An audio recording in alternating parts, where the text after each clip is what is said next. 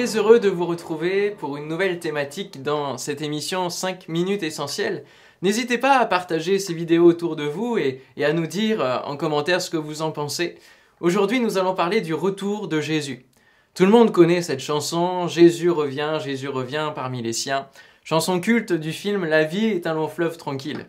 Si vous ne connaissez pas, laissez-moi vous dire que vous ne perdez pas grand-chose. Et au-delà de cette chanson humoristique qui fait passer les chrétiens pour des gens niais et sans trop d'intelligence, le monde et ses religions ont tous une attente de quelque chose qui va se passer dans l'avenir pour amener un changement radical. Tout le monde aspire à un changement dans ce monde. Certains attendent un événement, d'autres espèrent une personne, un autre monde, des extraterrestres. Mais pour les chrétiens, le retour de Jésus ne se fait pas au milieu de rien. Il se fait il fait partie de tout un plan divin mis en place, depuis la Genèse jusqu'à l'Apocalypse, qui décrit la grandeur du cœur de Dieu envers les hommes. Lisez vraiment le livre de l'Apocalypse jusqu'au bout. Ce n'est pas un livre effrayant comme on a l'habitude de le mettre dans cette expression. Du moins pour ceux qui croient en Jésus et qui ont cette espérance du salut et d'un revoir éternel.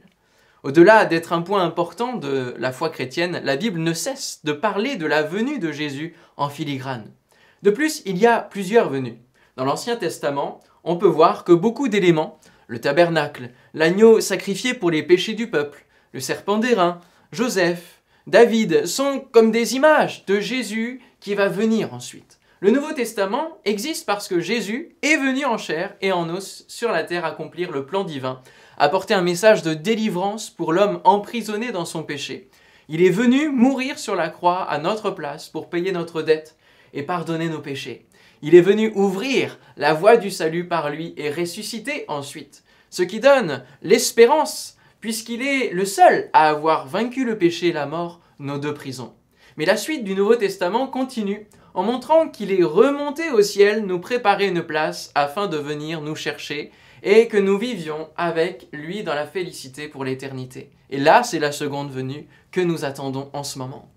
L'évangile de Jean, chapitre 14, versets 2 et 3, Jésus dit « Il y a plusieurs demeures dans la maison de mon Père. Si cela n'était pas, je vous l'aurais dit. Je vais vous préparer une place. Et lorsque je m'en serai allé et que je vous aurai préparé une place, je reviendrai et je vous prendrai avec moi, afin que là où je suis, vous y soyez aussi. » Tout cela est un plan extraordinaire. Alors je sais, vous allez peut-être me dire, il en met du temps à nous préparer une place alors qu'il est le Fils de Dieu.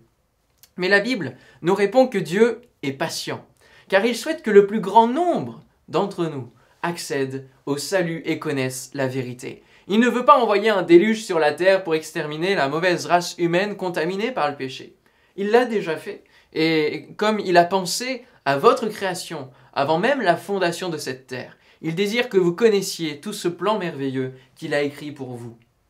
Cependant, l'attente du retour de Jésus n'est pas sans fin. Et Jésus lui-même, les apôtres dans leur épître et l'Apocalypse nous expliquent que le monde continue d'évoluer et que le plan divin s'exécute gentiment.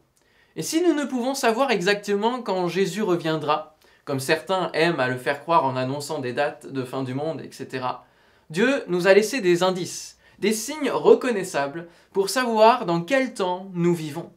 Le retour de Jésus n'est donc pas une histoire d'illuminés, mais une grande énigme à décrypter qui demande du sérieux et de l'intelligence.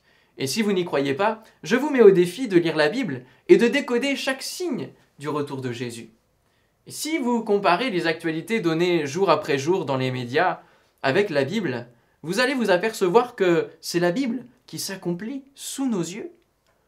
La volonté d'un gouvernement mondial, le conflit israélo-palestinien qui est comme une écharde pour le monde entier, la reconstruction du temple à Jérusalem qui est en discussion, la multiplication des cataclysmes qui sont comme les contractions de plus en plus fortes d'une femme en travail d'accouchement. Ce sont les termes employés par l'apôtre Paul dans la première épître aux Thessaloniciens au chapitre 4 et 5 que je vous invite à lire. Pour terminer, j'aimerais vous dire que le plus important n'est pas tant de savoir quand, ni comment les choses se feront en détail lorsque Jésus reviendra. Je vous laisse découvrir dans la parole de Dieu ces choses. Mais ce qui est primordial, c'est d'avoir fait la paix avec Dieu dès maintenant, pour être prêt le jour où il reviendra. C'est maintenant le jour du salut. C'est aujourd'hui que vous pouvez préparer votre éternité. Prenez le temps d'y réfléchir. La porte du salut est encore ouverte.